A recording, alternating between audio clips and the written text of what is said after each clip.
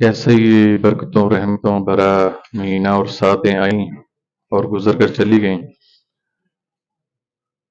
اس کا نہ ادراک ہو سکا اور نہ ہی پتہ چلا اس کا، کیونکہ آخری لمحات ہیں۔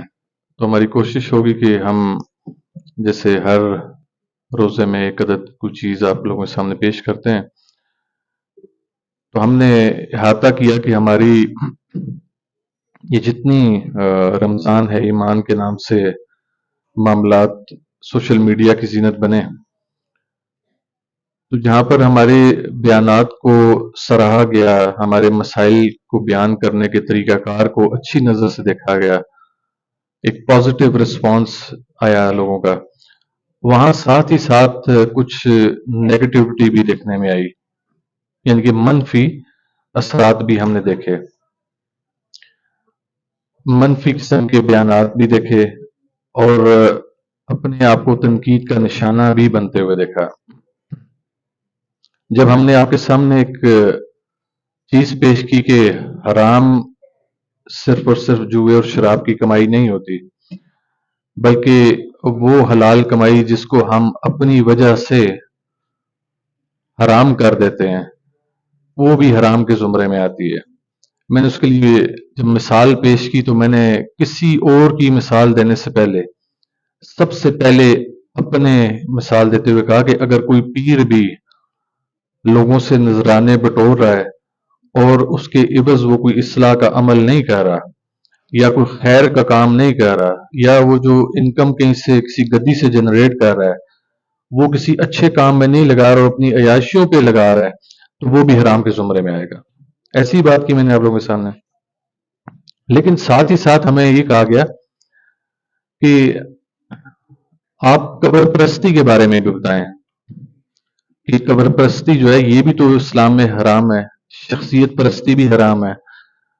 اب یہ جو انہوں نے تنقید کا نشانہ بنایا وہ شخصیت پرستی کے حوالے سے میری ذات کو بنایا، اور قبر پرستی کے حوالے سے حضرت بڑی امام سرکار رحمۃ اللہ علیہ یا دیگر جو اولیاء اللہ ہیں ان کو تنقید کا نشانہ بنایا گیا۔ اور بارہا جو ایسے ذہن رکھنے والے لوگ ہیں انہوں نے کہا کہ پیر صاحب کو کہیں کہ اس بارے میں بھی ایک بیان دیں کہ قبر پرستی جو ہے یا شخصیت پرستی یہ اسلام کی نظر میں کیسا عمل ہے۔ اور انہوں نے اس قبر پرستی اور شرک پرستی کے ساتھ ایک لفظ شامل کیا اور کہا کہ یہ مشرک لوگ ہیں، یہ شرک کرتے ہیں۔ تو میں نے ضروری سمجھا کہ جاتے جاتے رمضان کے لمحات ہیں، الحمدللہ ہم نے کوشش کی کہ آپ کو قرآن و حدیث سے بہترین چیز اٹھا کر آپ کے سامنے پیش کریں، تو آپ کے سامنے یہ چیز بھی کھول کر بیان کریں تاکہ وہ دیکھنے سننے والے بھی یہ جان سکیں کہ آیا ہم لوگوں کا موقف کیا ہے۔ تو ہم اس پلیٹ فارم کے ذریعے بڑا واضح کرتے ہیں کہ سب سے پہلے تو ہم ان لوگوں کو 21 توپوں کی سلامی پیش کرتے ہیں جو خالق اور مخلوق کا تقابل کراتے ہیں۔ اب یہ کوئی کن ذہن بندہ جس کی ذہنی صلاحیت ایسی نہ ہو، جو قابل دید ہو، وہ ایسے تقابل کراتا ہے۔ آپ نے کبھی کسی ایک معتبر شخص کو دیکھا ہے کہ وہ کسی 5 سال کے بچے کو 40 سال کے مرد کے ساتھ لڑا رہا ہو؟ کبھی دیکھا ہے آپ نے؟ نہیں دیکھا ہوگا، کیونکہ وہ معتبر ہے، اس کا عقل و شعور کام کرتا ہے کہ یہ دو چیزیں میں مد مقابل کیسے لا سکتا ہوں، میں ان کے درمیان مقابلہ کیسے کر سکتا ہوں، میں کیسے کہہ سکتا ہوں کہ 40 سال والا زیادہ اچھا لڑتا ہے یا 5 سال والا زیادہ اچھا لڑتا ہے۔ تو جو عقل والا ہوگا وہ اگر 40 سال والے کا موازنہ یا مقابلہ کرائے گا تو 40 سال والے کے ساتھ کرائے گا، اور 5 سال والے کا اگر کرائے گا تو اس کے مدے مقابل بھی 5 سال والا لے کے آئے گا۔ لیکن جو کن ذہن ہوگا، جس کا دماغ نہیں کام کرتا ہوگا یا اس کے دماغ کی کوئی رگ مار دی گئی ہوگی، تو پھر وہ ایسا کام کرے گا کہ وہ کسی بچے کا مقابلہ کسی بڑے کے ساتھ کرائے گا۔ یہی حال ہمارے ان چند احباب کا ہے کہ جو خالق اور مخلوق میں تقابل کراتے ہیں اور کہتے ہیں کہ جی جو مزارات ہوتے ہیں یہاں پر یہ شرک کی فیکٹریاں ہیں، شرک و بدعات کی فیکٹری ہیں، اور معاذ اللہ یہ جو متولی حضرات ہوتے ہیں، جو پیر صاحبان ہوتے ہیں، گدی نشین ہوتے ہیں، سجادہ نشین ہوتے ہیں، یہ لوگوں کو ترغیب دیتے ہیں کہ یہ جو صاحب مزار ہے یہ معاذ اللہ اللہ کے برابر ہے. اگر آپ کو اللہ سے کچھ نہ ملا تو صاحب مزار آپ کو لا کے دے گا.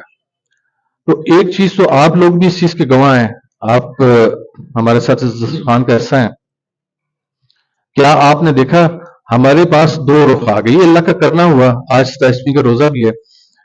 یہ بڑی خوبصورت بات آ گئی کہ ہمارے پاس دو رخ آ گئے.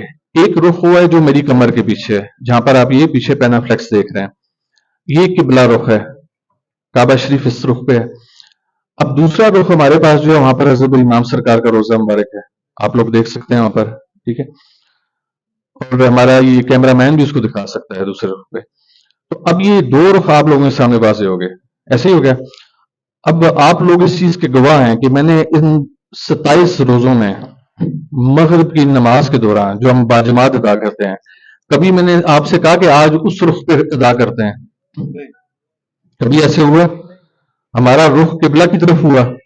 اب ادھر تو کوئی بڑی امام سرکار کا روزہ نہیں ہے، کوئی قبر نہیں ہے، کوئی دیگر معاملہ نہیں ہے.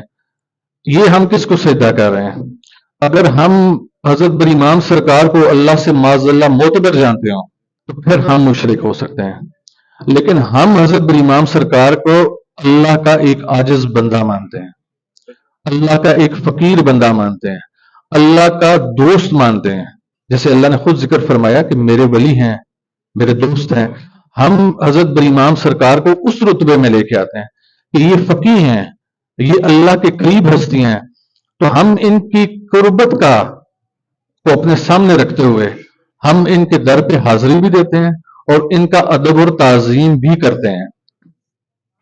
اگر آج کوئی شخص یہ کلیم کر دے کہ حضرت بر امام سرکار رحمۃ اللہ علیہ کا، ہماری جد اعلیٰ حضرت پیر سید امام علی شاہ گیلانی رحمۃ اللہ علیہ کا، یا دیگر اور اولیاء کرام، ان کا تعلق جو ہے وہ اللہ کی ذات کے ساتھ نہیں ہے، تو با خدا ہم ان کے در پہ جانا ہو تو کیا ہم ان کے در کو دیکھنا بھی چھوڑ دیں گے.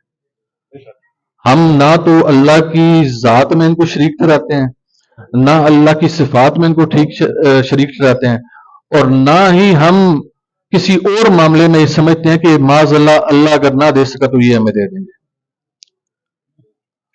ہمارا ان کے ساتھ جو ادب کا رشتہ ہے، جو تعظیم کا رشتہ ہے، وہ محض اور محض اس لیے کہ یہ اللہ کے قریب تھے. اس کے علاوہ ہمارا وہاں پر آنے جانے کا کوئی مقصد نہیں بنتا. یہ چند لوگ ایسے ہوتے ہیں جو قرآن کریم کو پڑھتے ہیں، اس میں اگر سورہ اخلاص کو پڑھ لیا تو وہ یہ نہیں دیکھتے کہ سورہ اخلاص کو جب بھیجا گیا تو اس وقت کی کیا ضرورت تھی. کفار مکہ جو تھے وہ اللہ کے ساتھ شریک باقاعدہ طور پر ٹھہراتے تھے. ان کا کوئی ایک خدا نہیں تھا، مختلف خدا رکھے ہوئے تھے.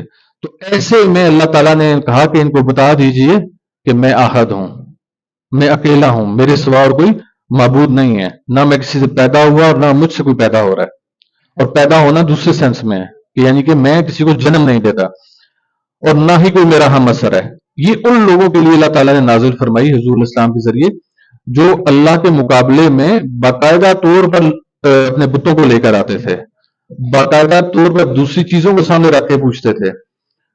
ہم میں سے تو کوئی ثابت نہیں کر سکتا ہے کہ ہم نے معاذ اللہ کبھی حضرت بر امام سرکار رحمۃ اللہ علیہ کو سجدہ دیا ہو. آپ حضرت بر امام سرکار رحمۃ اللہ علیہ کے روزہ مبارک میں چلے جائیں، آپ کو مسجد کی جگہ علیحدہ ملے گی. جتنا مرضی کوئی عقیدت مند وہاں پر موجود ہو، جب اذان کی صدا بلند ہوتی ہے تو وہ وہاں سے ہٹ کے نماز پڑھنے کے لیے چلا جاتا ہے. تو اس کا مطلب ہے جب وہ حضرت بر امام سرکار کی بارگاہ میں عقیدتاً کھڑا ہے، تو جب اللہ کا بلاوا آیا تو اس نے تو پھر اس شخص کو چھوڑ دیا. اگر وہ اس کو اللہ کے مقابل جانتا ہے تو کہتا ہے نا ٹھیک ہے نا، میں بھی تو ادھر کھڑا ہوں. لیکن جب وہ اس کے مزار کو چھوڑتا ہے، اس قبر کو چھوڑتا ہے اور اللہ کی بارگاہ میں جا کے جھکتا ہے، تو وہ اس چیز کا اعادہ کرتا ہے، اعلان کرتا ہے کہ یہ بزرگ ہستی جس کے در پہ میں حاضر ہوا یہ اللہ کا ولی ہے، ایک معتبر شخصیت ہے، روحانی شخصیت ہے. میں روحانی فیوز و برکات کے لیے یہاں پر آیا ہوں، لیکن جب اللہ کے ہاں سے بلاوا آیا تو یہ اس کے مقابلے کا نہیں ہے. یہ اس کا ولی ہو سکتا ہے، دوست ہو سکتا ہے، اس کا بندہ ہو سکتا ہے، لیکن اس کا مقابل نہیں ہو سکتا.